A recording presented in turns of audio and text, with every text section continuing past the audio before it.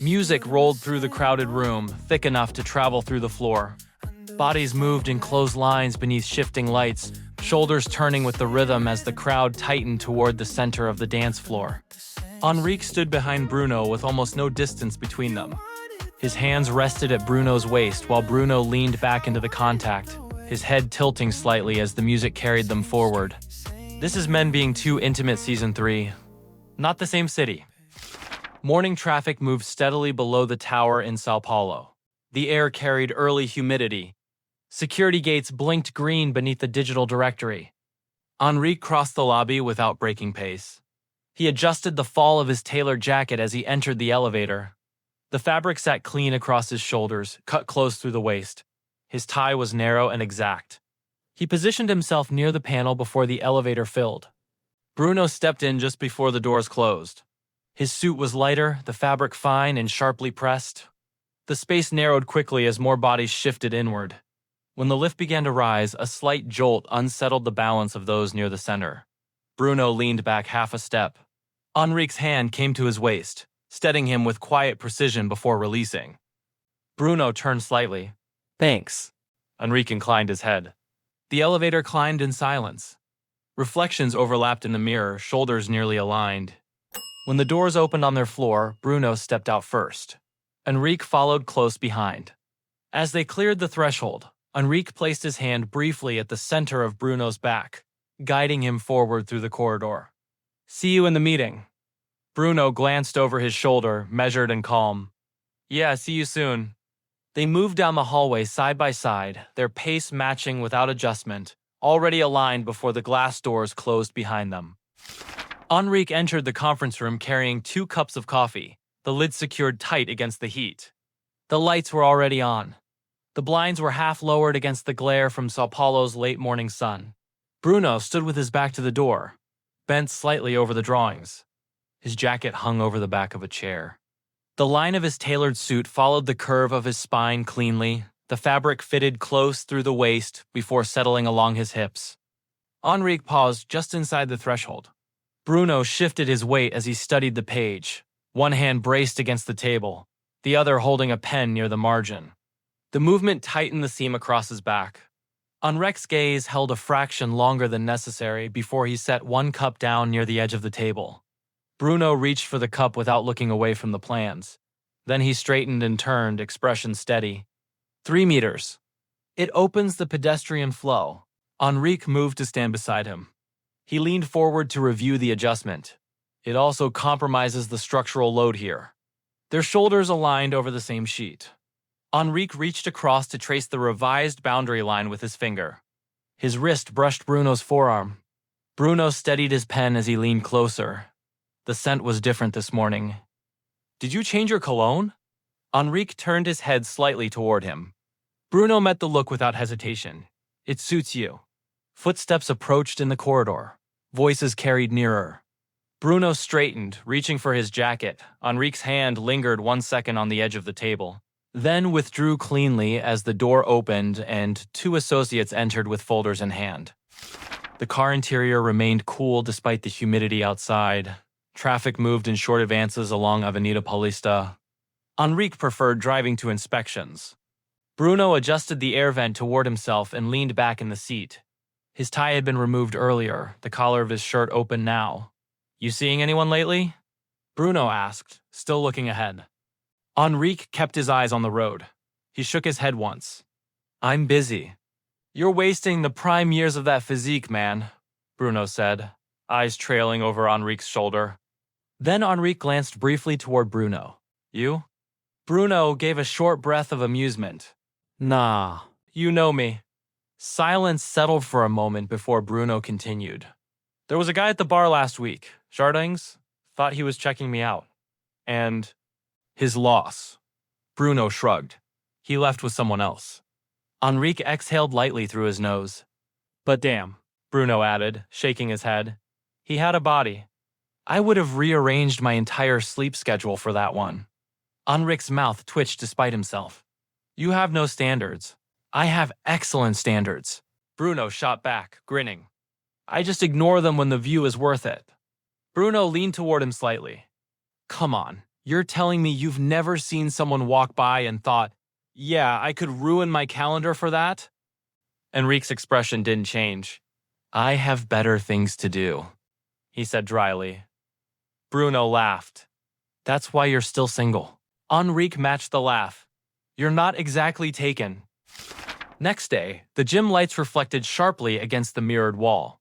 Enrique adjusted the weight stack before stepping back from the machine. The tension in his shoulders had shifted from the office into something physical. Bruno moved into position in front of him, lowering himself onto the bench with practiced ease. Spot me, Bruno said. Enrique stepped behind him, hands hovering near the bar without touching it. Bruno lifted. The bar moved down in controlled descent before rising again. On the third repetition, his arms slowed. Enrique's hands closed around the bar, firm and steady, guiding it upward without fully taking the weight. Again, Enrique said quietly. Bruno exhaled through clenched teeth and pushed. Sweat traced a narrow line along his temple. Enrique stepped closer and adjusted Bruno's grip on the bar, his fingers wrapping briefly around Bruno's wrist. Your form slips at the top. Bruno rolled his shoulder once, then stood. He turned toward the mirror, lifting his arm and flexing lightly, studying the definition along his bicep. Better? He asked. Enrique's gaze followed the movement without haste. The muscle tightened clean under the gym lights. The fabric of Bruno's shirt stretched across his chest before settling again. Improving, Enrique said. He stepped beside him, close enough that their shoulders nearly touched. He faced the mirror as well. Their reflections aligned.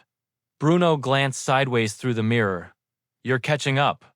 Enrique held the pose a second longer than necessary. I don't think I was ever behind.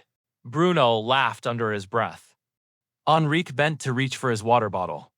As he straightened, he caught Bruno's eyes on him in the mirror. Bruno did not look away immediately. Across the room, someone dropped a weight with a loud clang. The sound broke the moment. Enrique's jaw tightened slightly before he lifted the bottle to his mouth. You coming Friday? Bruno asked. Where? Club on Rua Augusta. Enrique picked up his towel. Maybe. Bruno smiled slightly. You'll come. He walked toward the locker room without looking back. Enrique remained where he stood for a second longer before turning toward the lockers. The office carried its usual rhythm by the time they returned. Enrique adjusted his jacket as he stepped inside. The fabric settled differently over his shoulders after the workout. His muscles still held a faint tension beneath the tailored cut. Bruno walked ahead of him, sleeves already rolled once. The fit of his shirt followed the line of his back more closely than it had that morning. A few colleagues glanced up as they passed, then returned to their screens. Enrique slowed near the central aisle, letting the office reassert itself around them. He turned toward his desk without looking back. A new set of cost projections waited on his screen. Across the aisle, Bruno was on his own call, pacing slowly near the glass wall. The late light outlined his profile sharply. When he ended the call, he looked up. Their eyes met across the open floor. Neither held the look long. It was enough. Bruno crossed toward Enrique's desk with a folder tucked under his arm. They approved the corridor widening, he said. Enrique looked up from his screen. Confirmed? Bruno held up his phone briefly. Just came through. Enrique stood. He stepped around the desk and Bruno met him halfway. Their hands came together in a quick clasp. Bruno's other hand landed once against Enrique's shoulder before dropping. A few heads turned at the movement, then returned to work. Enrique took the folder and opened it across his desk. Bruno leaned in beside him. The corridor plan lay between them under the bright desk light. The office noise continued around them, steady and indifferent, while they recalculated the next phase. Bruno traced a line along the plaza edge. We should run through the presentation flow once more. Enrique glanced at the clock on the wall. Late afternoon had settled in. The floor would begin thinning within the hour. Bruno closed the folder and looked at him directly. Stay tonight. We go through it clean. Enrique considered the schedule. We can. Bruno nodded once, satisfied. I'll order something later. Enrique lowered himself into his chair and pulled the folder closer. We did it, Bruno said, pointing once toward Enrique. He lifted his fist in the air between them. Enrique looked at him, the corner of his mouth shifting. The floor had emptied. The lights over the central aisle dimmed automatically. leaving only the conference wing fully lit. The city outside had turned dark, the windows reflecting the interior instead of the skyline. Paper wrappers lay open between them on the table. Bruno held a sandwich in one hand, clean and simple. Grilled meat, greens, nothing messy. Enrique had ordered a burger wrapped loosely in foil, sauce already pressing against the paper. "That looks better," Bruno said, nodding toward Enrique's hand. "It's good." Bruno leaned forward across the table, bracing one forearm against the edge. He closed the remaining distance and took a bite directly from Enrique's burger. For a moment, his mouth was inches from Enrique's fingers. He chewed slowly. "Yeah, that's good." Enrique's hand tightened slightly around the burger. He had not expected the contact. Bruno stayed close enough that Enrique could feel the warmth of his breath before pulling back. Enrique lowered the burger. "You always make wrong choice," he said evenly. Bruno swallowed and wiped his thumb along the edge of the wrapper. "Says the guy with no taste? In food? In general?" Bruno's mouth tilted. "Not to mention your taste in men." Enrique held his gaze. "My taste is selective. You should widen it." Bruno leaned back slightly in his chair, studying him. "What are you looking for?" Bruno asked, casual but watching him. "I'm looking for the right one." Bruno shook his head lightly. "There's no right one. It's either he's worth it or he's not." Enrique said nothing. Bruno's gaze lingered. "If I saw you at a bar, I'd definitely think about it." Enrique's jaw set slightly. "Think about what?" Bruno smirked. "Relax." Silence settled between them, thicker than before. "Tomorrow," Bruno said finally. 11. Enrique folded the wrapper neatly before answering. 10:30. Bruno nodded once. "Good." They returned their attention to the projection, though neither looked at it immediately. Enrique stood in the bathroom with the door closed. The mirror still held a faint haze from the shower. Water traced slowly down the glass before disappearing. He placed both hands on the edge of the sink and looked at his reflection without moving. On the counter, the cologne bottle stood near the faucet. He picked it up, paused, then sprayed once at his neck and once at his wrist. The scent settled in the warmth of the room. He pressed his wrists together briefly before lowering his hands. The city lights were already bright along the avenue. Traffic passed below in steady intervals. He adjusted his sleeves once more and picked up his keys. When he closed the door behind him, he did not hesitate. Bruno walked along Rua Augusta with his jacket folded loosely over one shoulder. The pavement was crowded, but he moved through it without slowing. Music from different doorways blended into the street, bass carrying low beneath conversation and laughter. Neon light from the club ahead flickered against the glass of nearby buildings. The line outside shifted constantly, men stepping aside to let others pass. Bruno recognized faces in the crowd and nodded once or twice in passing. As he approached the entrance, he saw Enrique standing near the doorway, posture composed, hands in his pockets. Bruno slowed. He took in the darker shirt, the closer fit, the scent that reached him before the distance fully closed. "Bruno!" The call came from his left. He turned and stepped toward the voice, exchanging a quick cheek kiss with one man, then another. A hand clasped his shoulder. Someone leaned in close to say something he did not fully catch. He smiled, answered briefly, and moved forward again. Enrique remained where he was. Bruno stepped forward and pulled Enrique into a brief embrace. His hand landed firmly between Enrique's shoulder blades before sliding away. When he leaned back, his eyes moved over him without hesitation. "You look good," he said. Enrique met his gaze. "You too." Bruno's mouth curved slightly. "Let's go." He reached for the door. The first round arrived without discussion. Bruno lifted the shot glass and held it between his fingers for a moment before touching it lightly against Enrique's. "To Friday," he said. Enrique held his gaze as they drank. The space around them had tightened. The bar no longer allowed easy movement, shoulders brushed without apology. A hand pressed briefly at Enrique's lower back as someone passed. Bruno set his glass down and turned toward the dance floor without asking. He caught Enrique's wrist and pulled him through the crowd with practiced ease. Enrique followed. The floor was dense enough that stepping into it meant surrendering distance. Music moved through the bodies. Bruno stopped only when there was no room left to retreat. He turned and faced Enrique directly. At first, the movement remained casual. Bruno's shoulders loosened with the rhythm. His head tilted back once as he exhaled, eyes closing briefly as if the music required nothing else from him. Enrique watched him before allowing himself to move. Bruno stepped closer. His hands settled at Enrique's waist in a way that felt deliberate. The contact changed the temperature between them. Enrique did not pull away. He placed his own hand at Bruno's side, fingers resting along the line of his shirt. The music shifted into something heavier, the beat faster. Bodies around them pressed inward, leaving no space between their chests. Someone moved behind Bruno and forced them closer together. Their hips aligned first, then their torsos. The movement did not break rhythm.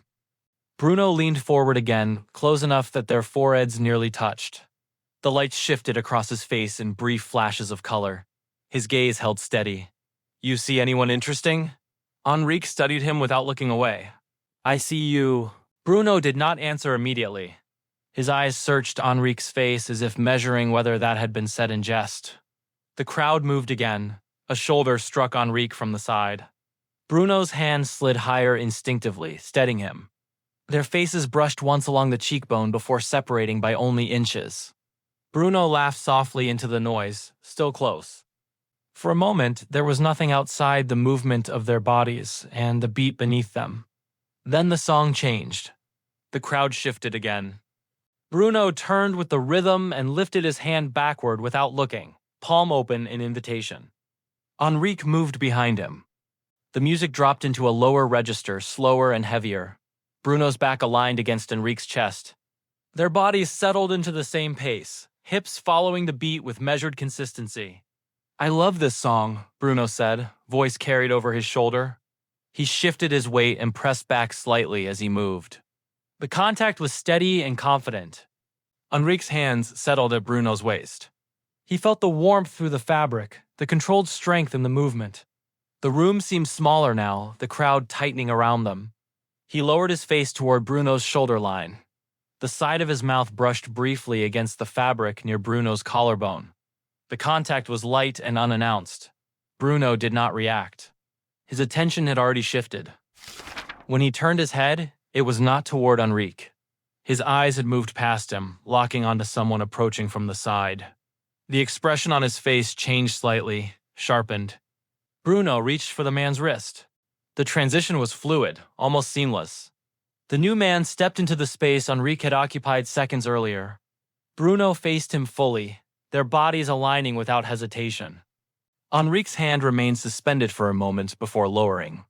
He watched as Bruno adjusted to the new rhythm, closer now, laughter visible in the curve of his mouth. Bruno's focus did not return. The space between them widened without announcement. Enrique stepped back once, then again, until the pressure of the crowd no longer held him in place. He remained on the edge of the floor, watching as Bruno moved with the other man, attention fixed forward. After a moment, Enrique turned. He moved toward the bar. The music continued behind him. Enrique reached the bar and signaled for something stronger than what he had been drinking. The glass arrived quickly. He remained standing rather than leaning. From where he stood, he could see Bruno clearly. The new man had stepped fully into his place. Their bodies moved in close alignment, familiar despite having met moments earlier. Bruno's hand rested lower now, confident and unhesitating. The other man leaned in and spoke directly against Bruno's ear. Bruno smiled in a way Enrique had not seen before that night. Their mouths met without pause. The kiss was unrestrained, deliberate, as if the rest of the room had receded. Enrique lifted the glass and drank without looking away. The music did not soften. The lights did not shift. The crowd continued moving around them. The man said something again, closer this time. Bruno nodded once, then turned his head, scanning the room. His eyes found Enrique at the bar. For a moment, they held each other's gaze across the distance. Bruno stepped away from the dance floor and moved toward him. His breathing was slightly heavier when he arrived. Enrique placed the empty glass on the counter. Bruno glanced back toward the floor. "He's asking if you want to join." Enrique did not respond immediately. He held Bruno's gaze long enough for the offer to settle between them. "Come on, he's gorgeous." Enrique shook his head. Bruno studied him only briefly before nodding. He turned back toward the dance floor without pressing further. Enrique watched him return to the other man. The space closed again. Their bodies aligned. The music swallowed the distance. Enrique stepped away from the bar and moved toward the exit. The air outside felt cooler against his skin. He did not look back. An ENTJ builds life through structure, step by step. Decisions placed carefully enough that the path ahead remains clear. For Enrique, connection is never accidental. It is something chosen with intention. An ENTP moves differently through the world. Curiosity first. Energy shifting toward whatever sparks in the moment. For Bruno, the night is something to explore. Possibility appears and he follows it. On the dance floor that night, neither of them misunderstood what happened. Enrique chose distance. Bruno followed momentum. An ENTJ and an ENTP. Different ways of moving through the same moment. But sometimes two people can share the same city and still never arrive at the same place. This is Men Being Too Intimate, Season 3. Not the same city. Javier sat on the sofa with his phone resting loosely in his hand. The screen lit. He kissed me just now. Javier leaned back slightly, the corner of his mouth lifting. He typed, "I knew it. I need details." Gail's phone vibrated softly on the table beside him. He picked it up. Javier's message waited on the screen. Gail smiled to himself. The warmth of the kiss still lingered in his chest, settling there in a way he hadn't expected. Outside, the plaza lights were still glowing far below the hill. Tomorrow morning, the square would wake again. This is Men Being Too Intimate, Season 3. The Orange Avalanche. The plaza held its early morning shape. Shutters were halfway open along the cafes. Gail dragged metal chairs across stone near the terrace. The fountain ran in a low, steady rhythm. Javier slid a crate of oranges onto the edge of the stand. The wood caught briefly against the metal leg before settling. He adjusted the tablecloth with one hand while holding his phone to his ear with the other. Rafael answered on the other end. Javier shifted his weight and reached for the crate again. At the same moment, a wheel brushed the corner of the stand. The contact was light. The crate tilted. Several oranges rolled free and moved outward across the stone. Javier caught the crate before it fell completely. The phone slipped from his shoulder into his hand. One orange struck lightly against the metal frame of a wheelchair. Gail steadied himself without assistance. He leaned forward with practiced control and stopped another orange with his palm before it rolled farther. Javier ended the call. Gail passed the orange back toward the stand. Javier crouched and collected the remaining fruit. When he stood, he took Gail in properly for the first time. The chair sat balanced beneath him with quiet precision. His hands rested easily on the rims, forearms strong from repetition. Javier's gaze met Gail's. "I'll make you a juice," Javier said after a moment. "You feel responsible?" "No, I was sorry if it caused you trouble." A brief silence settled between them. Gail nodded once. Javier placed an orange into the press and lowered the handle with measured pressure. The machine hummed under his grip. Juice gathered in the cup below. When he set it on the counter, Gail's hands rested lightly on the rims of his wheels. He took the cup and shifted slightly to clear space. Javier adjusted the crate beneath the counter and aligned it carefully so it sat flat against the wood. The plaza began to fill. Gail remained near the side of the stand. He positioned himself so the flow of people moved around him without interruption. His chair aligned naturally with the seam in the stone, angled just enough to avoid the corner of the table. Javier wiped the counter and glanced toward him. "Is it difficult?" he asked, allowing the question to settle before finishing it. Gail held his gaze for a moment before answering. "You mean through people?" "It depends on how they move," he said. Javier nodded and placed another orange into the press. Gail shifted his hands lightly along the rims of his wheels, the movement familiar and unforced. Javier watched the ease with which he adjusted his position. The chair responded immediately to the smallest change in pressure. Gail finished the last of the juice and placed the empty cup on the counter. The plaza remained within its first hour. Two women stopped near the stand and studied the chalkboard without speaking. One tilted her head toward the cafe at the corner. The other hesitated, still reading the handwritten list. Javier noticed them but did not move toward them. He finished wiping the press, folded the cloth once, and set it aside. He waited. Gail observed the same exchange from the side of the stand. The women shifted half a step away, their decision not yet settled. Gale rolled forward just enough to enter their line of sight. "You will miss it," he said. They turned toward him. "The best orange juice in this town," he continued, his tone even. The women glanced toward Javier. Javier met their eyes without gesture or invitation. His hand rested lightly against the press. The women exchanged a few quiet words between them and stepped forward. "Two, please." Javier nodded and selected the fruit with care, testing the weight in his palm before placing each orange into the machine. Javier wiped his hands and looked at Gale. "You're good," he said. Gale shifted slightly in his chair. His hands settled again on the rims before he turned, aligning the chair with the open path toward the fountain. Javier watched the movement. Gale paused once more. "You press them yourself every weekend?" "Yes." Gale rolled away toward the fountain without further comment. Javier remained where he was for a moment longer, then reached for another orange and placed it into the press.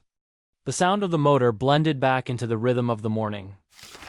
Javier worked through the last of the prepared fruit, lowering the press with the same steady pressure he used every day. Raphael approached from the cafe terrace and stepped behind the stand beside his husband, setting down a stack of cups before sliding a crate farther beneath the counter. Near the fountain, movement slowed.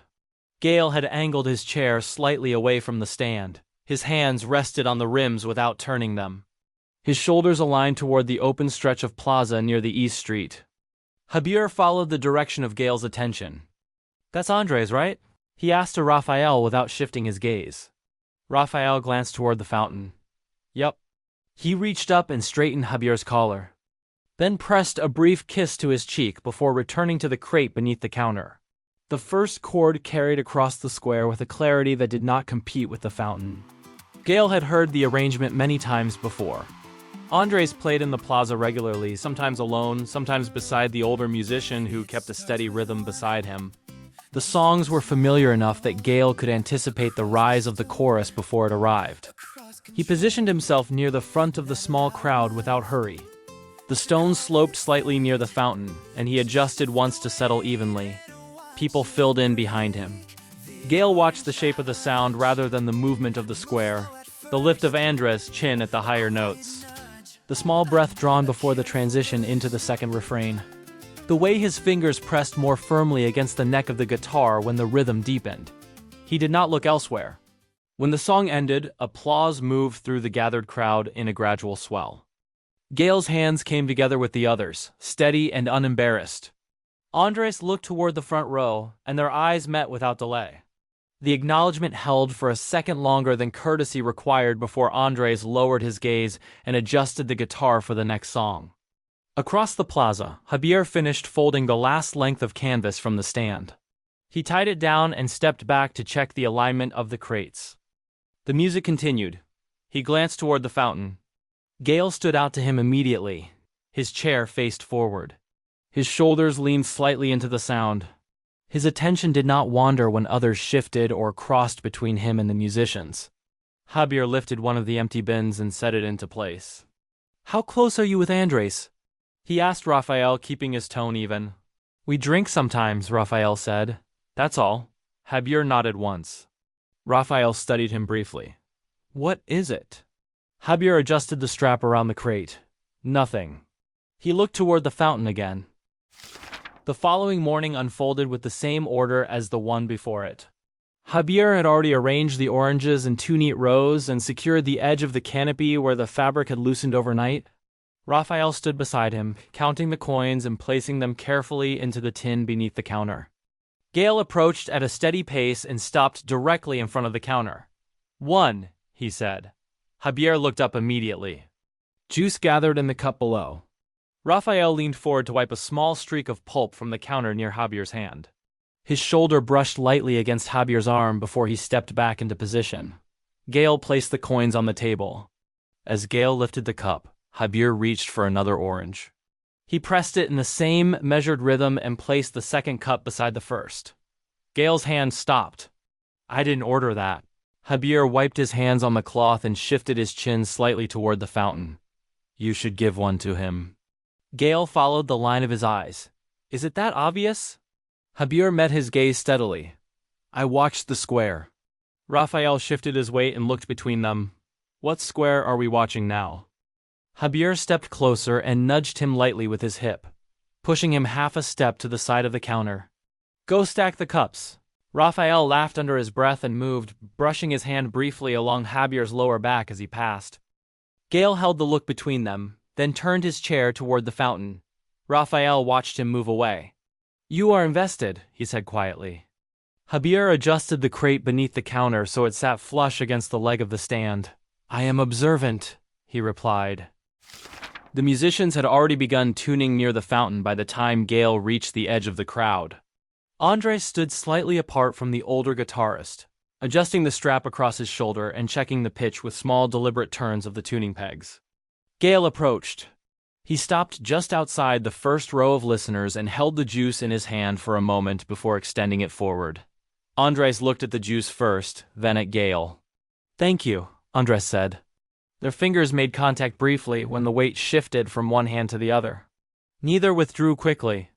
Gale remained there as the first chord carried across the square. The music rose gradually, measured and clean. The crowd thickened behind him. When the song reached its second refrain, Andres glanced forward. His eyes found Gale. The look held only long enough to register recognition before returning to the rhythm. Across the plaza, Javier stacked the last of the empty crates beneath the stand. Raphael wiped down the counter with slow circular movements, though his attention had shifted. Javier glanced toward the fountain once. Then again. Raphael noticed. Javi, are you checking Andreas?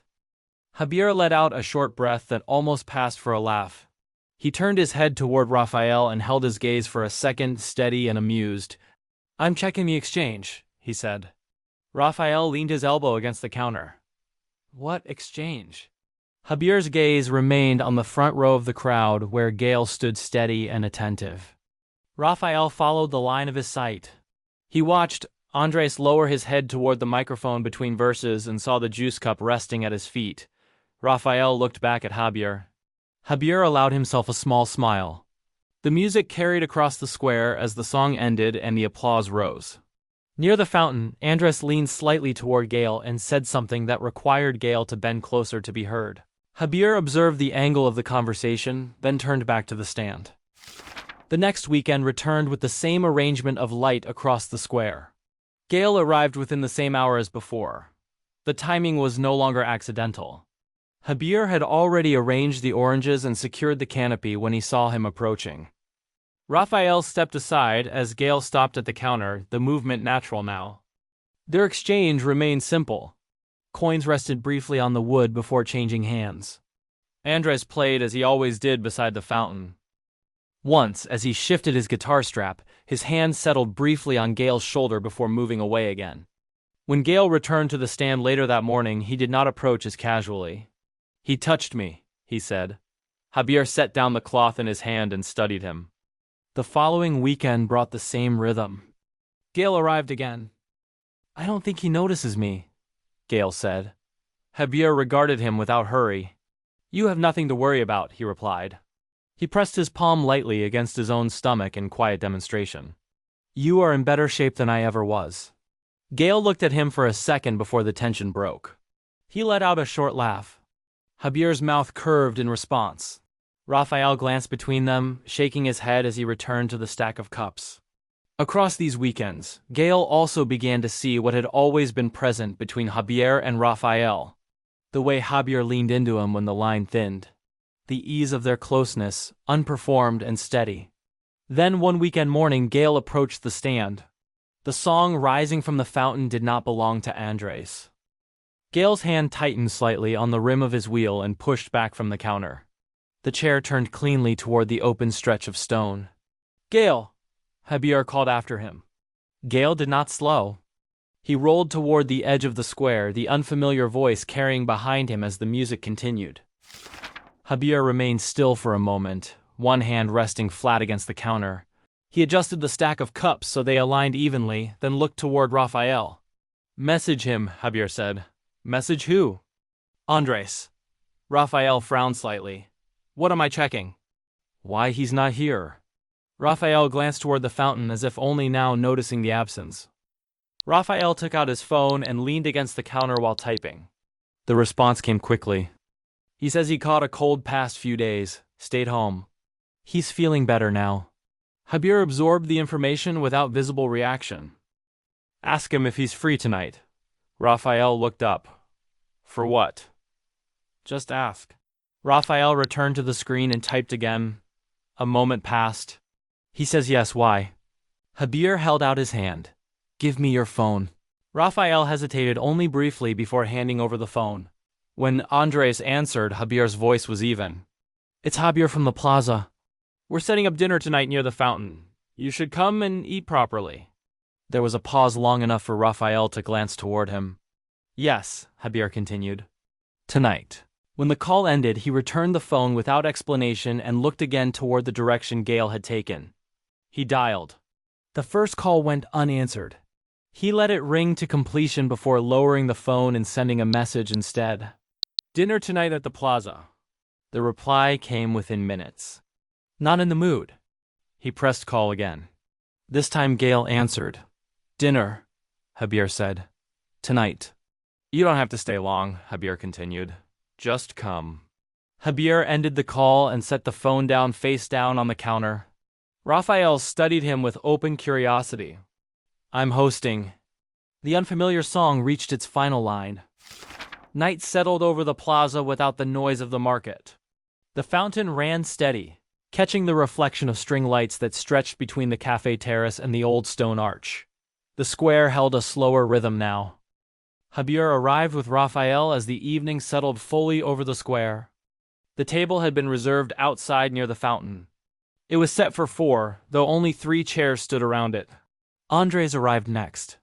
He greeted Raphael with a brief clasp at the shoulder, nodded to Javier, and took one of the chairs without hesitation. Gale arrived last. The light from the cafe caught along the metal frame of his chair as he crossed the square. He slowed when he reached the table, taking in the arrangement. Javier shifted his own seat slightly to widen the space. Gale positioned himself along the open edge and settled into place. For a moment the 4 of them sat within the same circle. Javier spoke first. Something ordinary about the heat lingering from the afternoon. Raphael added a story about a customer who had argued over fruit quality earlier that week. Andres laughed. Gale listened. Gradually the conversation reorganized itself. Raphael leaned back slightly in his chair and observed the way Andres angled his body toward Gale. Small plates began to arrive one after another. Andres lifted one and hesitated briefly before placing it onto Gale's plate. The gesture was simple. Gale glanced down at it, then back at him. Thank you. For a while, conversation softened into the rhythm of passing and tasting. Forks crossed briefly over the same dish. Fingers brushed near the bowl of olives before retreating. Javier allowed himself a small smile and lifted his glass. The night was no longer about introduction. It was about alignment. The plates thinned one by one. The square had grown darker, voices around them settling into evening softness. A server approached. Bills were settled without discussion. Chairs shifted lightly against stone as they stood. They moved away from the brighter edge of the square and into the side street that climbed gradually toward the older buildings. The fountain sound faded behind them and was replaced by distant conversation and the hum of traffic beyond the ridge. The incline became noticeable halfway up the street. Gale adjusted his grip on the rim. Andres watched the change. Let me, he said. Gale hesitated only long enough to acknowledge the offer. Then he lifted his hands from the wheels and rested them lightly against his thighs. Andres stepped behind the chair and placed his hands on the handles. The first push required more force than expected. The slope held firm. Andres leaned forward into it, breath shortening as he adjusted his footing. Raphael continued walking beside Javier, steady and unbothered by the grade. Javier felt the pull in his own legs and said nothing. Halfway up, Andres exhaled sharply. It's steeper than it looks. It always is, Gale replied. There was no strain in his voice. They reached the flatter stretch near a small tree set into the stone. Andres released the handles and stepped forward again, brushing a hand once across his forehead. Gale turned slightly toward him. He reached up and lightly straightened the strand of hair that had fallen across Andres' forehead. Thank you, Andres said. Javier caught Raphael's sleeve and drew him back half a pace. Give them a minute, he murmured. Raphael glanced toward the pair ahead. He understood. They stopped beneath the tree while Andres and Gale continued a few steps farther before pausing again. Andres leaned closer now, speaking in a lower voice. Gale listened without breaking eye contact. Behind them, Raphael nudged Javier lightly with his shoulder. "You planned this," he said. Javier did not deny it. He watched Gale's expression change. As Andres stepped slightly aside to speak again, Javier lifted his hand where only Gale could see it and gave a small, unmistakable thumbs up. Gale's mouth curved, just briefly. The night carried on around them. After a moment, Andres gestured farther up the street. "My place isn't far," he said. "I could play you something." Gale looked toward the slope ahead. "This time," he said, "I push myself."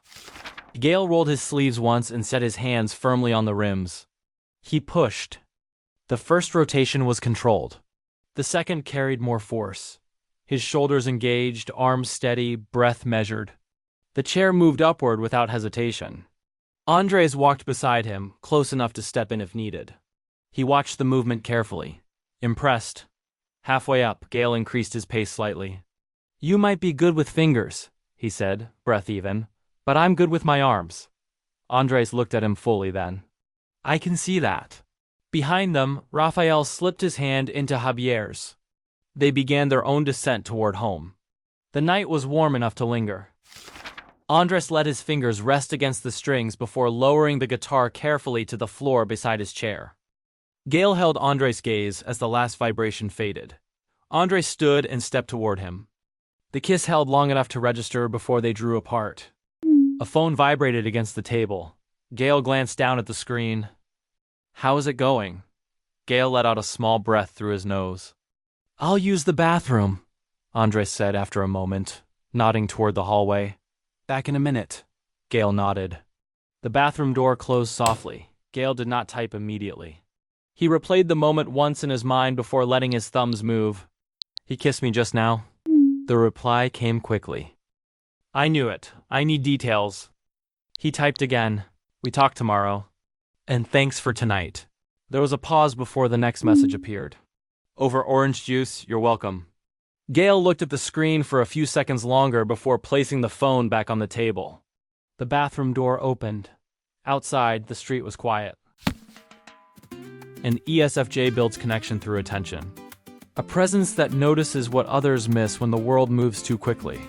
For Javier, the plaza is never random. He remembers faces. He watches how people move through the square. An ESFP moves through the world differently. Energy first. A restless pull toward whatever feeling rises brightest in the moment. For Gale, life has always been motion. Following music, turning wherever the day feels most alive. In the plaza that morning, neither of them forced what followed. Javier noticed. Gale trusted, an ESFJ and an ESFP. Different ways of moving through the same square. But sometimes connection begins somewhere unexpected. Sometimes it begins with an orange juice across a small wooden stand, and a friend who was already watching the moment arrive. This is Men Being Too Intimate, Season 3. The Orange Avalanche. Moonlight filtered through the wide branches of the acacia tree. Amani's charcoal paused above the sketchbook. Across from him, Kofi stood barefoot in the grass, the evening air resting against bare skin where his work shirt had been. "Like this?" Kofi asked quietly. Amani nodded, trying to steady his breath. The charcoal moved again, the line of Kofi's shoulder, the strength in his chest, the faint scar near his collarbone. The acacia leaves whispered above them. This is Men Being Too Intimate, Season 3, Under the Acacia Trees. Morning settled over the reforestation fields in soft gold layers, mist lifted slowly from the red earth. The scent of damp soil rose thick and alive. Kofi was already there. He knelt beside a sapling, pressing soil firm around its roots, adjusting the shade cloth with careful hands. Sweat darkened his canvas shirt across broad shoulders. He sensed someone approaching before he looked up. Footsteps softer than the others. He glanced toward the edge of the rows. Amani walked beside his father. His shirt was lighter fabric, softer cotton, faintly marked with charcoal near the hem. Not built for field work. Kofi studied him without staring. "There," the father said, nodding toward Kofi. He's been here since he was younger than you. Amani lifted his gaze. Their eyes met for the first time. Kofi saw hesitation in him. This season you work with him, the father continued. Learn how to care for what grows. Yes, Baba, Amani answered. The father walked on. Silence remained between the two young men. Kofi stepped closer, wiping soil from his hands. He handed him the watering can. Their fingers brushed for the briefest second. They began the row together. Water darkened the soil in soft circles. Amani watched how Kofi leaned into the work, how his body moved like it belonged to the land. Kofi noticed how Amani lingered on each sapling just a second longer than necessary. The field stretched wide around them. Birds shifted between branches. Wind moved low through the grass. And in the quiet rhythm of shared labor, two men became aware of each other. The sun climbed higher, warming the rows of young trees. Heat gathered slowly over the red earth. During a short break, Amani drifted toward the wide acacia at the edge of the field. He brought out a small notebook, its pages worn soft from being opened again and again. A stub of charcoal followed, darkening his fingers as he turned to a blank page. For a moment he just looked. Across the field, Kofi knelt beside a sapling, forearm flexing as he pressed soil firm around the roots. Sweat darkened his workshirt, clinging to muscle earned through years of repetition. Sunlight traced the clean line of his neck, the strength in the way he leaned forward. Amani's chest tightened. Charcoal touched paper. His hand moved faster now, guided by instinct more than thought. Kofi felt it. The sense of being watched. He glanced up and saw Amani beneath the tree, head bent over something in his lap. Curiosity pulled him closer. A shadow fell over the page. Amani looked up sharply. Kofi stood there, close enough that Amani could smell earth, sweat, and the faint clean scent of sun-warmed cotton. His arm rested casually against the trunk above Amani's shoulder, muscle shifting under canvas as he leaned in. Amani's lips curved shyly, but his eyes were bright. Just drawing. Kofi crouched beside him, careful not to disturb the paper. His knee brushed Amani's thigh briefly before settling. He studied the sketch. The charcoal version of himself looked different. That's me. Amani nodded, suddenly self-conscious. I didn't mean to, you're good, Kofi said simply. Amani felt something spark inside him at that. His shoulders eased, and when he spoke next, the words came easier. What else do you draw? Kofi asked. Amani glanced down at the paper, then back up. When he talked about art, his voice shifted. I studied art in Nairobi, Amani added quietly. There was vulnerability there now. Kofi looked at him differently now. Do you draw everything? He asked, curiosity threading into his tone. Then softer. Even people without clothes? The question hung between them, not crude, just honest. Amani blinked. Kofi smiled, rubbing the back of his neck in faint embarrassment. Heat built in the space between them that had nothing to do with the sun. Kofi stood first, extending his hand. Come, the trees are thirsty. Their hands remained joined a breath longer than necessary. When they separated, the field felt subtly altered. Water poured in the soil again. But now, every brush of arm, every shared glance carried the memory of charcoal lines and unspoken possibility. The sun stood higher now, warmth settling deep into the field. They worked near a cluster of wild acacias where thorn branches grew thick. Amani reached up to fix a slipping shade cloth.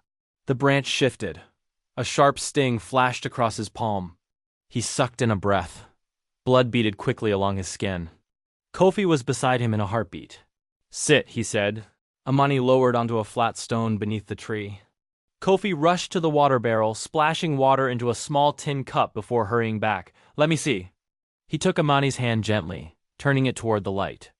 Cool water poured over the cut, washing soil away in thin red streams. Amani watched the careful way Kofi held him. Kofi glanced around once. Then, without hesitation, he gripped the hem of his shirt and pulled it up over his head. Fabric lifted slowly, peeling away from sweat-warmed skin. Sunlight spilled across Kofi's chest. Strong lines of muscle moved with every breath. Amani's breath stuttered. His eyes traced the curve of collarbone, the firm plane of chest, the way light caught beads of sweat and turned them gold.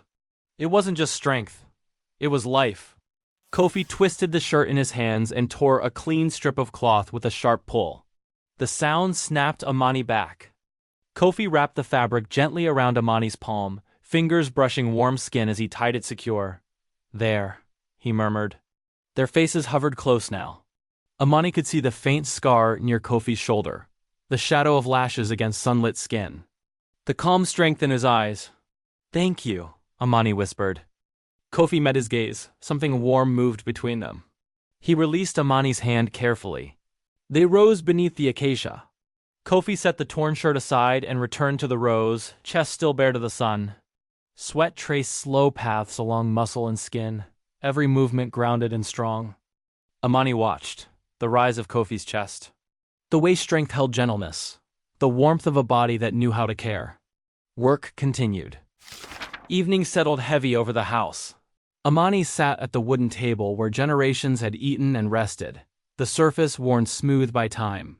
A single lantern glowed beside him, casting soft shadows across the walls. Charcoal moved fast across the page. His hand remembered what his eyes could not forget. Kofi's chest took shape first. The broad plane of muscle that rose and fell with every breath.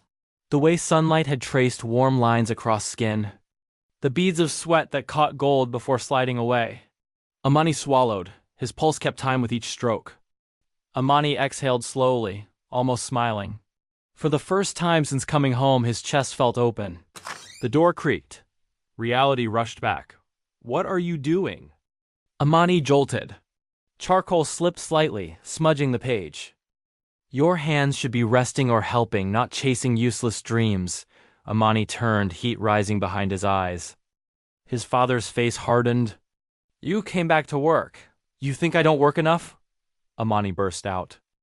"You will stop this nonsense," his father said firmly. Amani's fingers tightened around the charcoal. The door shut hard. The drawing blurred as his eyes stung. The chest he had shaped so carefully now smudged beneath his thumb. His heart ached with more than disappointment. Without being told, he understood. Someone must have spoken. One name rose heavy in his thoughts. Morning settled cool and pale across the fields. Mist clung low between the rows. Kofi worked steadily down the line, shirt clinging lightly to his back as heat began to rise. His hands moved with practiced rhythm. Amani approached slower than usual. They began working side by side. Water poured. Soil shifted. The silence felt heavier than yesterday. Finally. "Why did you tell my father about my drawings?" The words came sharp, controlled. Kofi looked up, caught off guard. "What?" "Don't talk about my drawing to him." Amani's jaw tightened. "You don't know how he is." Kofi straightened slowly. "I didn't—" "You don't understand," Amani cut in. "You don't get to decide what he hears about me." Kofi's hand instinctively closed around Amani's wrist when he reached for the watering can too fast. The contact was firm. Amani froze. Their eyes locked.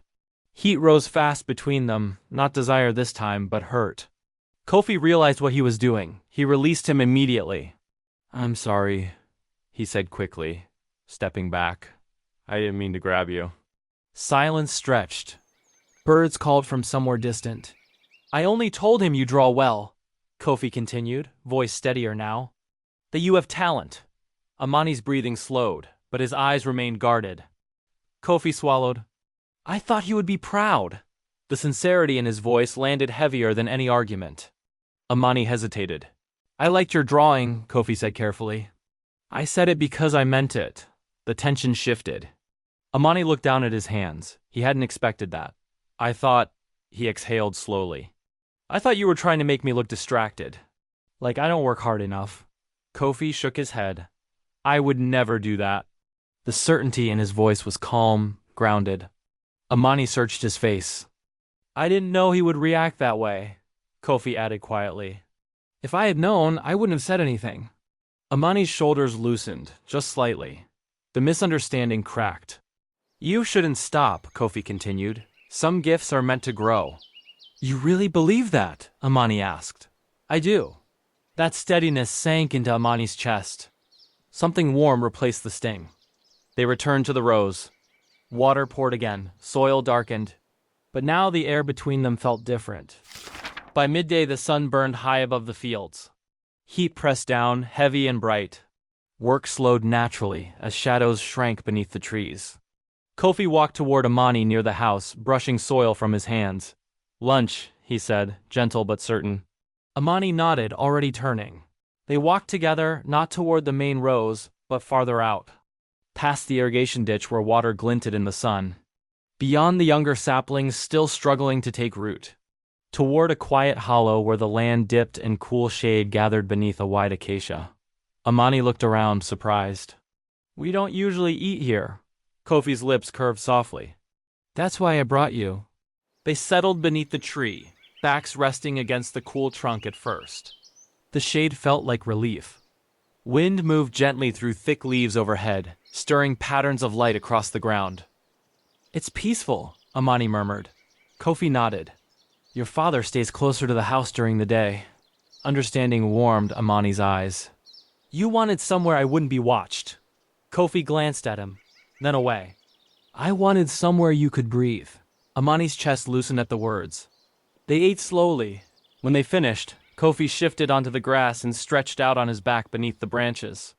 The leaves framed the bright sky like broken glass. After a beat, Amani joined him. They lay side by side, shoulders almost touching. Clouds drifted slowly overhead.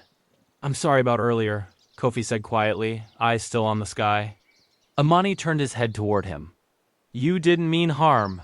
"I should have known better," Kofi replied. "But I wanted him to see how good you are." The honesty landed warm. Amani smiled faintly. "Thank you." Kofi turned his head now. Their eyes met. Sunlight danced between leaves above them. Amani laughed softly, barely louder than breath. Kofi smiled. They kept looking at each other, smiles lingering. And when they finally sat up to return to work, the hidden tree felt like a gift, a quiet promise of safety and something growing between them. Days began to blur softly into one another. Work became rhythm. Hands learned the soil, steps learned each other. Laughter slipped in where silence once lived. Some days they spoke little. Other days they talked about small things. The way certain trees leaned, which birds returned first after rain, how the sky changed before dusk. And slowly, without either naming it, closeness grew. One afternoon light stretched long across the yard near the house. Amani carried a bundle of shade cloth toward the tool shed when the door to his father's office opened. Kofi stepped out. Amani slowed. A tight knot formed instantly in his chest. Kofi closed the door behind him and turned, then noticed Amani standing there. Amani's voice came careful. "You spoke with him?" Kofi saw the worry immediately. The way Amani's shoulders held too still. The way his hands tightened around the cloth. Kofi's expression softened. He walked toward him. Amani searched his face. "What did you tell him?" Kofi stopped a few steps away. "Only that you're getting used to the work." Amani blinked. The tension in Amani's chest loosened slowly. A breath he hadn't realized he was holding slipped free. "Thank you," he said quietly. Kofi shrugged lightly, though a small smile lingered. "Come on," he said. "We've still got trees to water." That evening, the farm settled into warm color once more. The heat loosened its grip. The sky burned gold, then deepened toward purple. Work finished for the day. Kofi rinsed his hands at the water barrel while Amani stacked tools nearby. Their movements now moved in quiet harmony, practiced and familiar. They walked together toward the hidden acacia without needing to speak. The shade was long and cool now, wrapped in dusk. They sat side by side against the trunk, shoulders brushing easily. "I used to think coming back meant I failed," Amani said after a while. Kofi listened the way he always did. "But here," Amani exhaled softly. "I feel like I'm breathing again." Kofi turned slowly. "Some places don't break you," he said. "They remind you who you are." Amani met his gaze. And now, when their shoulders remained touching, it felt like choice. They remained sitting side by side beneath the acacia, the dusk deepening around them. The sky above faded from warm gold into soft lavender. The closeness felt easier now, comfortable. Kofi glanced at the sketchbook resting against Amani's thigh, then nudged the book gently with his fingers. "They're not finished." "I don't mind." Slowly, Amani opened the sketchbook. The first page held the tree they sat beneath, its wide branches, the shade it gave, the way light filtered through leaves. Kofi gestured softly. What about the others? Amani turned another page. Hands in soil, saplings being steadied, strong shoulders bending under sun, and then, Kofi. You've been drawing me. Amani's face warmed. I didn't mean to at first, it just happened. Kofi's shoulder pressed closer. Their breaths mixed. He leaned in slowly, giving space. Amani closed it. Their lips met in a soft, steady kiss. When they parted, their foreheads rested together. The sky above deepened toward night, and something unspoken settled gently between them. The understanding that this was no longer just comfort. They didn't move far apart after the kiss. The air between them felt different now. Amani bent to retrieve the charcoal from the grass, brushing dirt from it with trembling fingers. Kofi watched him quietly. They sat close beneath the acacia, the evening cooling around them, the memory of the kiss still humming in Amani's chest. Amani studied Kofi's profile in the fading light. The strong line of his neck, the calm in his breathing. The way being near him felt like shelter. Kofi? He whispered. Can I draw you? For a moment, Kofi searched his face. Then a soft smile formed. Okay. Amani opened the sketchbook, breath already shallow with nerves. Kofi shifted closer to the tree, then slowly stood. You said you've never drawn nudes, right? Kofi said gently. Amani let out a nervous laugh. Kofi smiled. He began unbuttoning his work shirt, one button at a time. Fabric parted, revealing warm brown skin, the steady rise of Kofi's chest, the strength shaped by years of sun and labor. Kofi slipped the shirt from his shoulders.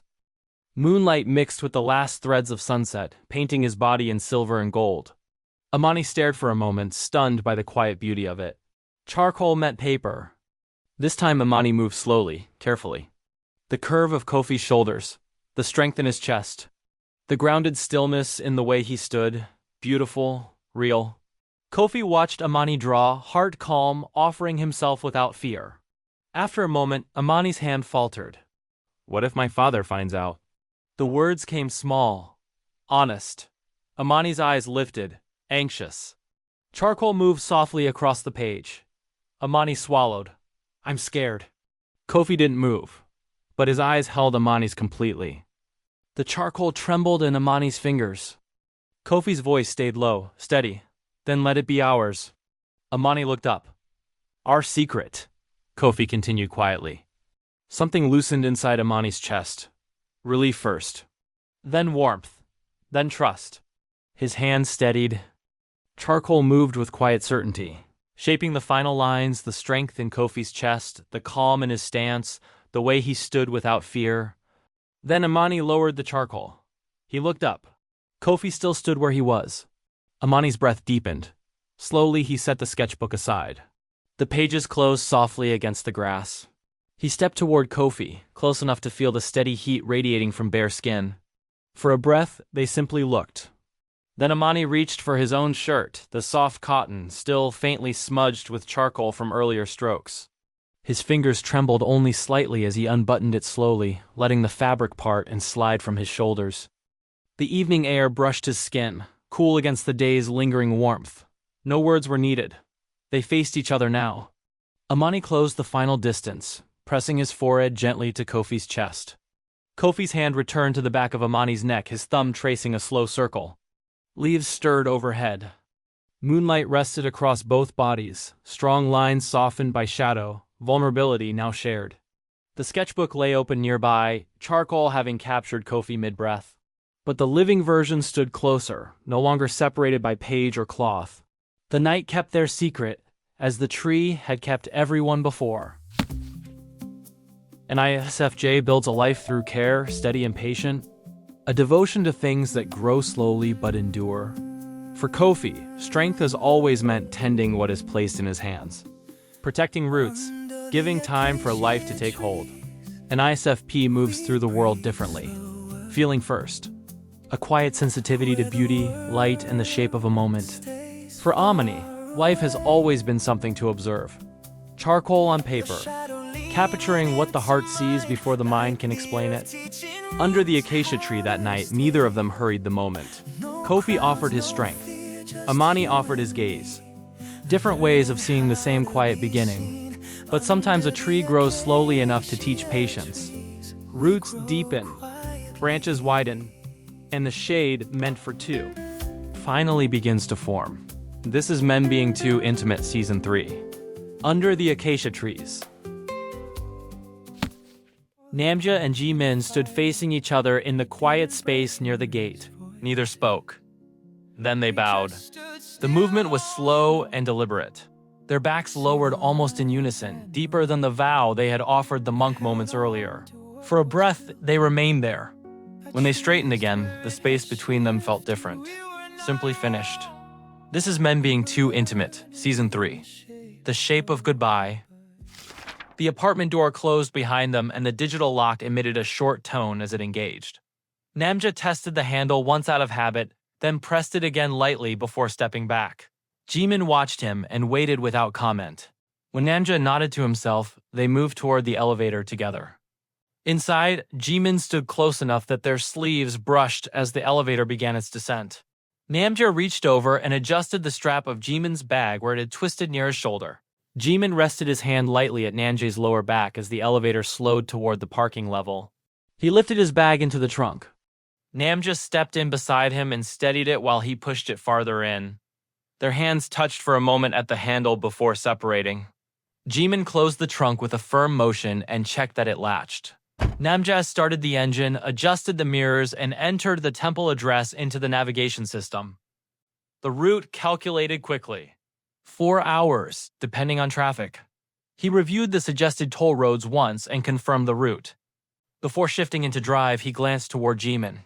Yours or mine? Yours first, Jimin said. Namja connected his phone and selected a playlist. He adjusted the volume lower than usual, then rested his hand briefly on the steering wheel before moving the gear into drive. The car rolled forward smoothly out of the parking space. A familiar track began.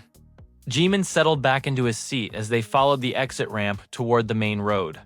Traffic moved steadily through the late morning lanes. Jimin watched the apartment buildings recede in the side mirror until they disappeared behind a curve. When Namjae merged onto the expressway, the car dipped slightly before leveling out. They discussed stopping midway for lunch. Namja suggested the rest area. Jimin agreed. After that, the conversation turned to small details about the schedule for the temple stay and whether they had packed enough socks. As the city thinned into open stretches of road, Jimin leaned his head briefly against the window before straightening again. Namja adjusted the temperature by 1 degree without being asked. The air shifted warmer across Jimin's wrist. At a red light before the incline, Namja reached over again and brushed his thumb lightly along the side of Jimin's hand. When the light changed, he returned both hands to the steering wheel and guided the car forward. The rest area was crowded by the time they pulled in.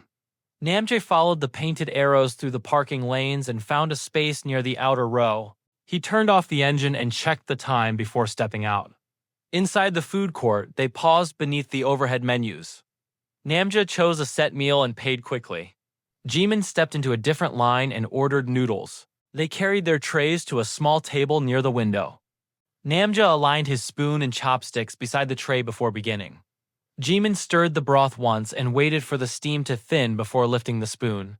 They spoke about the toll road traffic and whether the temple check-in closed at a specific hour. Their voices remained even. When they finished, Namjae returned his tray first. Jimin followed a few seconds later. Outside, the designated smoking area stood near the edge of the lot. Namja slowed as they stepped out of the building and glanced toward it. "I'll smoke," he said. "I'll use the restroom." Namja inclined his head once before turning toward the railing. The smoking area held a few people already. Some held cigarettes.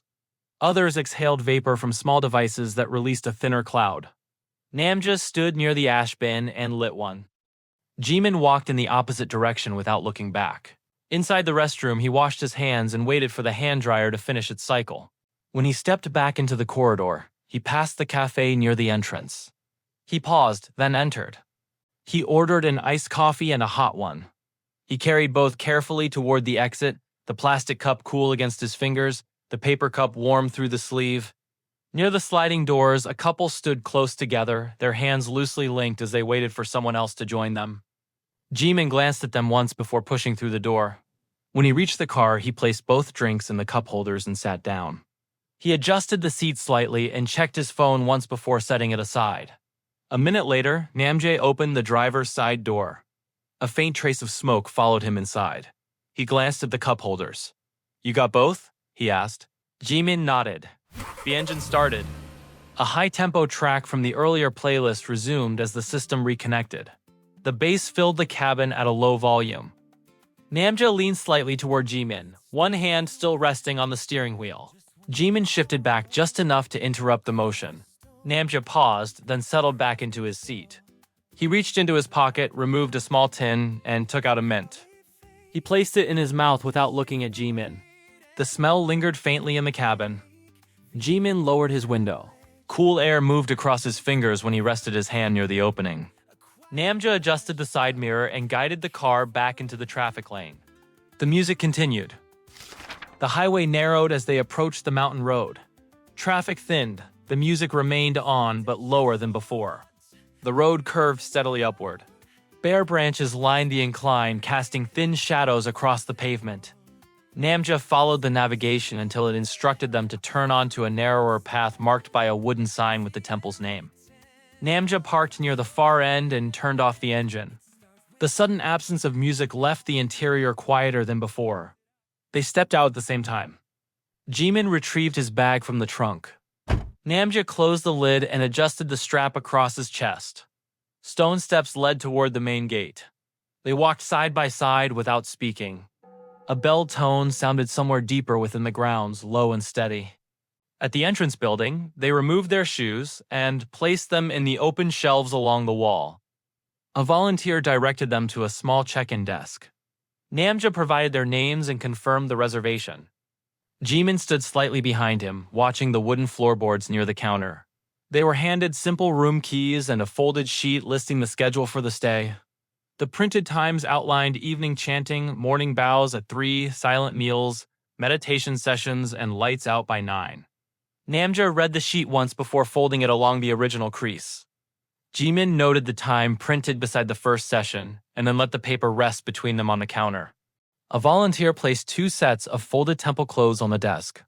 The fabric was light purple, plain and loose, with matching trousers and a simple jacket. "You will change into these," the monk said when he approached them. He offered a small vow, which they returned. "Please meet me back here when you are ready. We will begin with tea." The monk turned and walked down a narrow corridor lined with paper windows. Light filtered through the panels in a muted glow. Namja stepped aside to allow Jimin to walk ahead. Their room was simple. 2 thin mats were folded against one wall. A low wooden shelf ran beneath the window. The air carried a faint scent of clean cotton. Namja unbuttoned his shirt.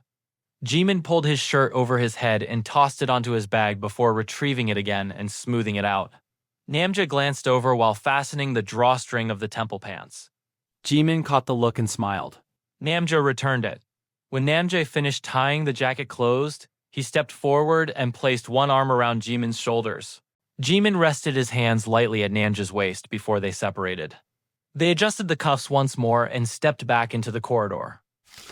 The monk waited in a small tea room with a low table at the center. Cushions were arranged opposite him. Warmth rose from the floor beneath the woven mats. They knelt side by side.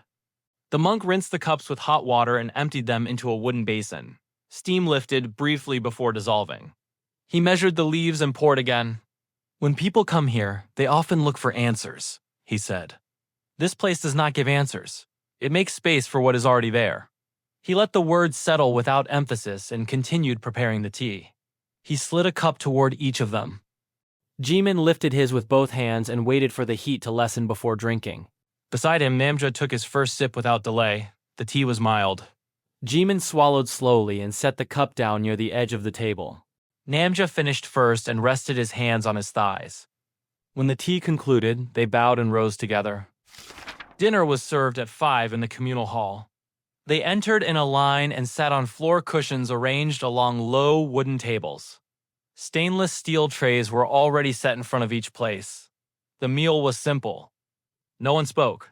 The only sounds were utensils touching metal and the quiet movement of trays being lifted and returned. Namja ate at an even pace and finished before Jimin. He folded his napkin neatly beside the tray and waited without looking around the room. Jimin finished a few minutes later and stacked his bowls together before rising. Outside, the light had shifted. The air carried a faint chill. They walked along the stone path that curved around the main hall. Lanterns mounted along the eaves began to glow as the sky darkened. Jimin paused near the railing that overlooked the lower courtyard. Namja stood beside him. The lanterns along the eaves cast a low amber light across the stone path. I think I'm going to be hungry later, Namja said. I brought a chocolate bar. Namja looked at him. You always prepare. They stood there another moment before turning back toward the hall where evening chant would begin. Inside, the floor was already filling with participants. They found places near the middle and knelt side by side. A monk demonstrated the proper vow at the front of the room, showing how to lower the body and place both palms flat against the mat before rising again. They followed the instruction when prompted. The movement required attention to balance and timing. Jimin adjusted his stance once before settling into the rhythm. During the practice bows, he kept his eyes lowered and focused on the mat in front of him. When the chanting began, the hall filled with a low, steady cadence. The rhythm moved through the room in waves. Jimin followed the sound and matched the pace. At one point, he lifted his gaze briefly and met Namja's eyes. Namja returned it before looking forward again. The chanting continued without pause. Lights were out by 9. The room was dark except for the faint outline of the window against the wall. The mats lay parallel, close enough that their sleeves touched when they turned onto their sides. Jimin lay on his back, hands folded over his stomach. The temple clothes felt different against his skin. He listened to the faint movement of air through the corridor. A small beam of light appeared near the ceiling. Namja had turned on his phone flashlight and angled it toward the wall. You asleep? He asked quietly. No. Namja shifted onto one elbow. Chocolate? Jimin let out a small breath. Figured. He reached into the bag between their mats and pulled out the bar. The wrapper made a soft sound in the dark as Namjae peeled it open. The light caught briefly along the edge of the chocolate before he lowered the phone. Take a bite. Jimin leaned forward and bit into the piece. Namja waited until he finished before taking the rest. He turned off the flashlight. The room returned to shadow. They lay back down. We just brushed our teeth, he said, a quiet laugh in his voice. Jimin laughed softly in the dark. After a moment, Jimin shifted toward Namja. His hand moved slowly across the front of Namja's shirt, brushing lightly over his chest. He traced a small path downward. Namja caught his wrist gently before it moved farther. We have to wake up at 3, he said. Jimin paused, then let his hand rest flat against Namja's side instead. Their breathing gradually slowed. The bell struck before the alarm on Jimin's phone could vibrate. The sound entered the room and held there for several seconds before fading. Namjae was already sitting up. They folded their blankets without speaking and stepped into the corridor. In the main hall, participants knelt in rows facing the front. The floor carried a steady chill through the thin fabric of their trousers. The monk stood at the front and pressed his palms together. They began, knees to mat, palms down, forehead near the floor, and rise. The first 20 passed without strain. Jimin followed the pace of the room. The sound of fabric moving against woven mats created a low, continuous rhythm. By the 30th, his thighs had begun to warm. By the 40th, his breathing had grown heavier. He focused on the space directly in front of him and did not look sideways. At the 50th vow, he rose a fraction of a second after Namjae. The difference was small. He noticed it. They continued. The hall moved together, but the distance between their movements widened gradually. By the 60th, sweat had formed along Jimin's neck. His palms slipped slightly when they met the mat. Namja's breathing remained controlled. They moved independently now. The final bows required concentration. Each rise demanded balance. Each descent felt heavier than the last. At the 108th, Jimin lowered fully and remained there a second longer than required. The mat held steady beneath his palms. When he rose, Namja was already upright. The monk struck the bell once to mark completion. The hall emptied gradually. The sound of footsteps softened as participants returned to their rooms. Jimin stepped outside first. The air carried a faint trace of pine and cold stone. Namjae joined him a moment later. They began walking along the stone path toward their room. Gravel shifted beneath their steps. Neither spoke. Halfway down the path, Jimin slowed. Namjae took 2 more steps before noticing and stopping. "Why are we continuing?" Jimin asked. "I don't know." The words settled between them without movement. From the main hall, a bell sounded once, then again, signaling the next part of the morning schedule. The room settled gradually. Fabric shifted. Someone cleared a throat and then stilled. Jimin closed his eyes. At first, he followed his breath. Inhale. Exhale. The air felt cool against the inside of his nose. He counted silently for several cycles and let the count go. His thighs ached from the bows. His shoulders carried a dull weight. He listened for Namjae's breathing across the space between them, but could not separate it from the rest of the room. Minutes passed. His throat tightened without warning. He swallowed once and tried to steady his breath. It did not return to the earlier rhythm. A tear formed before he realized it had. It collected along the lower edge of his eye. Across from him, Namjae remained upright, eyes closed. The tear slid down slowly. He wiped it away with the side of his sleeve and adjusted his posture. His shoulders lifted once, then settled. Jimin opened his eyes again. Namjae had not moved, but a tear had reached the edge of his jaw. Neither spoke. They remained seated through the remainder of the meditation. When the bell sounded to close the session, the room rose in quiet sequence. They did not stand immediately. After several seconds, Namjae opened his eyes. "I think we already ended," he said. Jimin did not look at him. They returned to their room. Jimin removed the light purple jacket first. The fabric slid easily from his shoulders. He set it down and reached for his own shirt. Namjae changed without speaking. The movements were familiar. For a moment, they stood in their own clothes again. After a few seconds, Namjae picked up his bag. They stepped into the corridor. The courtyard was brighter now. Morning light rested along the tiled roofs and slid down the stone steps. The air had warmed slightly since dawn.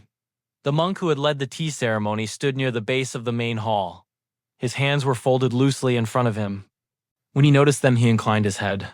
Namjae bowed first, bending fully at the waist. Jimin followed a breath later. The monk returned the bow and regarded them briefly.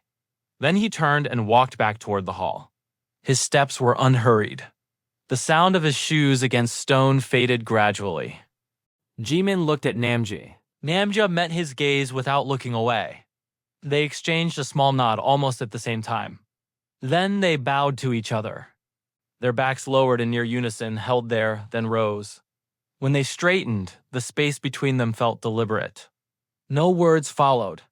They turned and began walking toward the parking area. A bird moved somewhere in the trees beyond the wall. At the car, Namjae placed the bags in the trunk and pressed down on the lid to ensure it latched. Jimin opened the passenger door and settled into the seat. Namjae entered the driver's side and closed the door. The cabin sealed around them. Namjae started the engine. The dashboard illuminated briefly before dimming. He entered the home address into the navigation. Neither reached for music. The car rolled forward slowly across the gravel and onto the narrow road leading down the mountain. Sunlight filtered through the trees in moving bands across the windshield. Jimin watched the curve ahead without speaking. After several minutes, Namjae lowered his window halfway. He pressed the control on Jimin's side as well. Cool air entered the cabin and moved across Jimin's sleeve. He took a cigarette from his pocket and placed it between his lips. The lighter flared briefly before extinguishing. Smoke drifted outward immediately and thinned as the car gained speed. Jimin lifted his hand and let it rest just beyond the edge of the window. The air pressed against his palm and slipped between his fingers. He tilted his head slightly toward the open window. The mountain thinned behind them as they descended. An INTP moves through the world differently. Questions first. Possibilities unfolding in quiet observation. For Jimin, understanding comes before decision. Meaning appears slowly, only after every thought has been examined. An INTJ builds life through intention, step by step. Patterns observed carefully enough that the future can be shaped before it arrives. For Namjae, commitment is not casual. It is something constructed with patience. Something meant to endure once chosen. At the temple that morning, neither of them misunderstood what had changed. Jimin asked the question. Namjae answered honestly. An INTJ and an INTP. Different ways of reaching the same realization, but sometimes two people can walk the same path and discover they have already reached the end. This is Men Being Too Intimate, Season 3. The Shape of Goodbye. There are now 2 new corners. First, YouTube membership is open. Behind the closed door is a paid space with early access to stories before they're released. Second, there's now a no paywall space on Substack, a quieter corner for behind-the-scenes notes and additional stories. Finally, my short novel, Men Being Too Intimate series. The Boy Who Slept Against Me, Under the Eyes of Set in the Hands of Discovery. And more are now available on Kindle Unlimited. You'll find the link in the description if you'd like to step in. Thank you.